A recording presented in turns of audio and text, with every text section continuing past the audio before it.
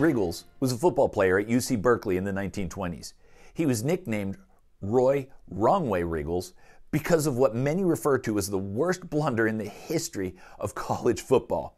It took place during the Rose Bowl in 1929.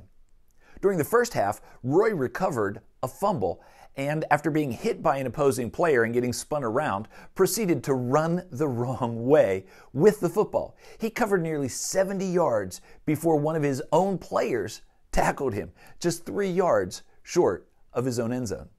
At halftime, Roy sat in the corner of the locker room with a towel over his head, and he cried. When it was time to go back out onto the field, the coach, Nibs Price, told him that he would be starting the second half. Roy said, "Coach, I can't. I've ruined you. I've ruined myself. I've ruined the University of California. I couldn't face that crowd to save my life."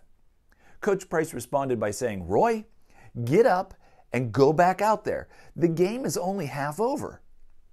He was so encouraged by the second chance that the coach gave him that he did play, and he had a banner second half, including blocking a punt. Years later, Riggles' story has been used by motivational speakers to illustrate determination and overcoming setbacks. But for me, the real hero is Coach Price. His willingness to give Riggles another chance to show him grace is inspirational.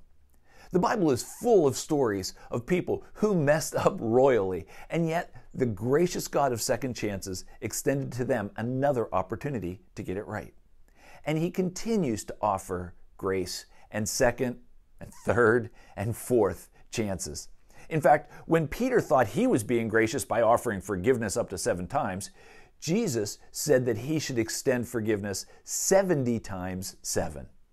That shows God's gracious, forgiving, second chance offering heart, a lesson every one of us would do well to learn.